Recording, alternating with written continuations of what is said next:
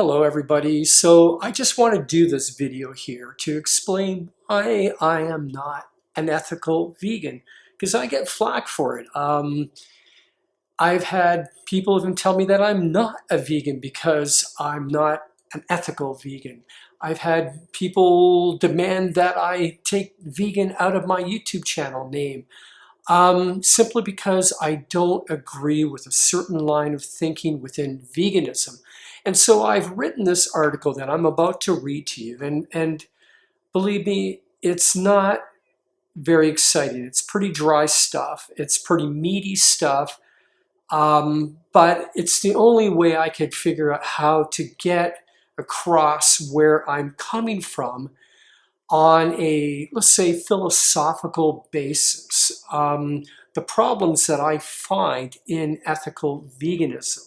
Now, I understand, I know people who are ethical vegans. They're lovely people, but there's also another side to it as well, a more radical militant side. And this is kind of where I'm directing this article.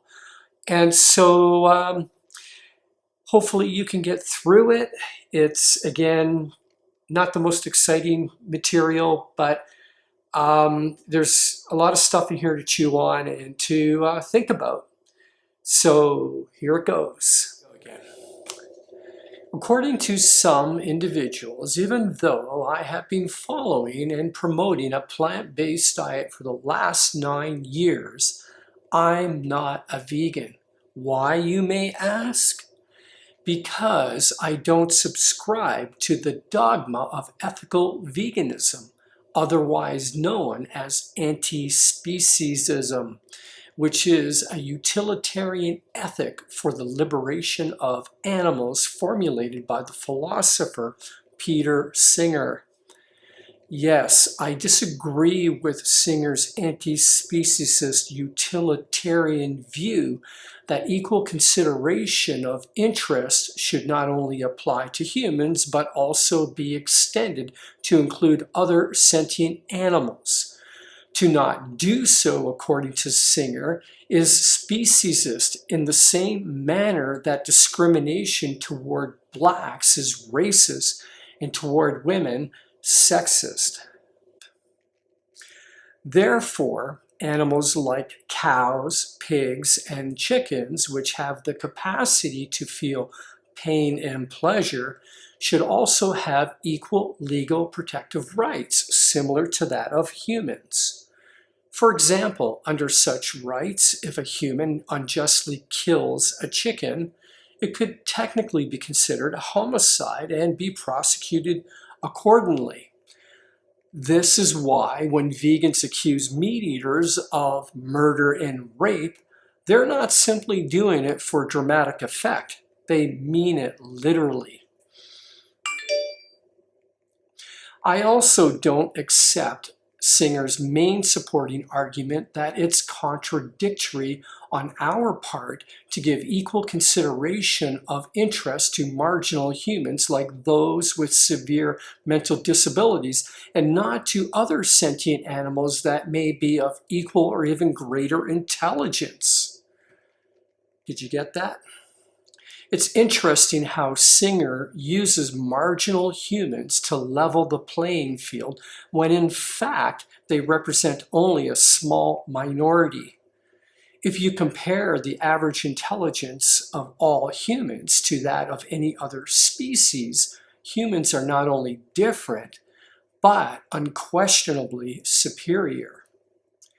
And because of our superior intelligence, we are able to give equal consideration of interest to marginal humans without threatening the survival of our own species. As humans, we deem it worthy to protect the most vulnerable of our kind. However, there's no moral obligation on our part to allot the same protective rights to all sentient animals. That isn't to say that animals shouldn't have legal protection against unnecessary cruelty and suffering, but that such laws should remain separate and secondary to human rights. We as humans must first and foremost protect our own species. To do otherwise is a contradiction of nature. The problem with giving animals equal rights is that they cannot represent themselves, neither as individuals nor as groups. They only have human representation to determine what is in their best interest, a representation that can easily be misguided by ideological extremism. For example, since 1998, PETA has killed over 33,000 cats and dogs because for them, it's unethical for humans to have pets.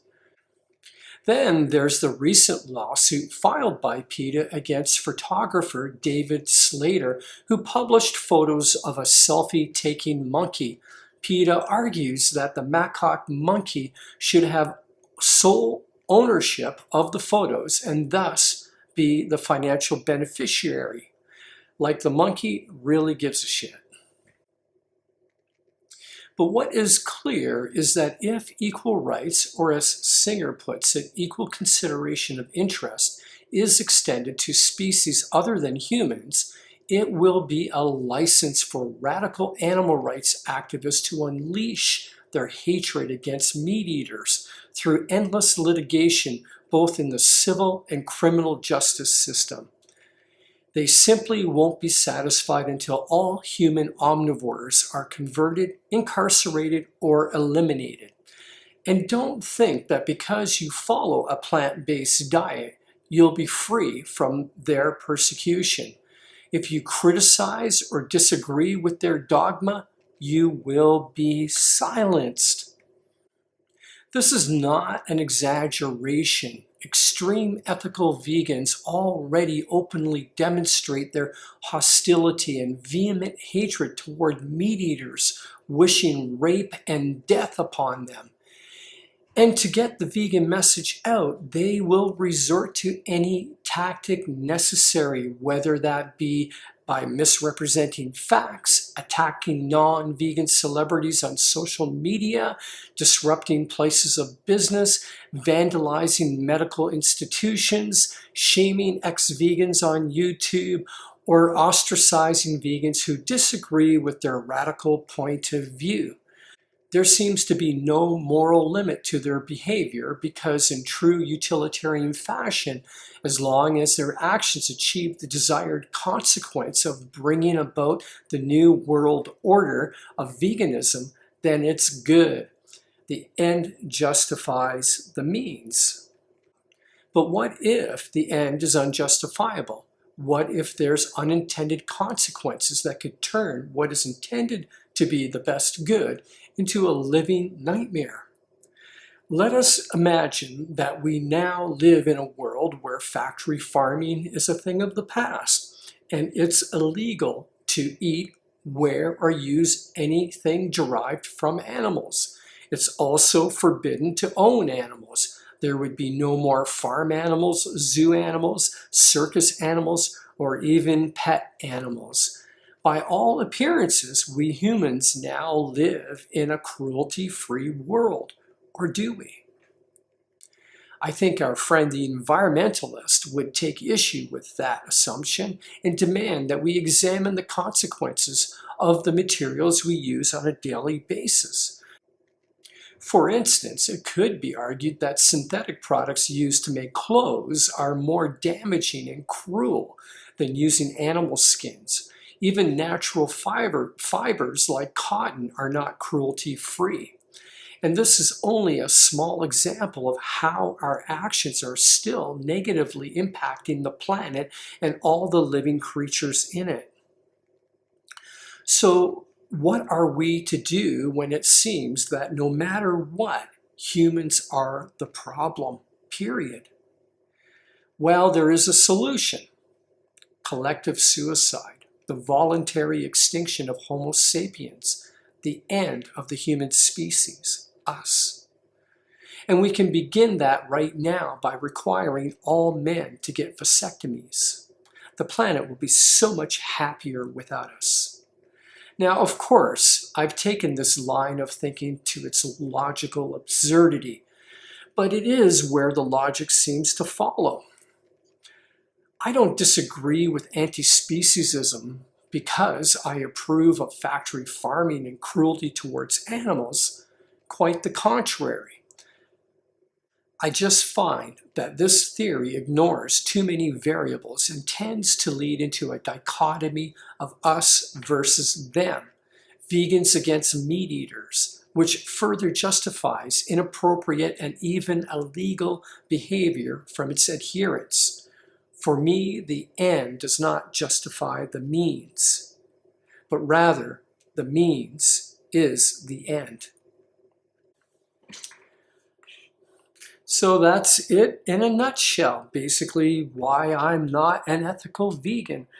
I'm not here trying to persuade people to think the way I do. If anything, I'm encouraging you to think for yourself, to really ask, where does this all lead to? How does this all play out? The ideas that are being advocated, and come up with your own conclusion. Like really, think independently is what I really encourage. And yeah, I think, I'd like to do a follow-up video on this and basically go into more detail as to where I am really coming from as a vegan. I have some interesting things to talk about in that area.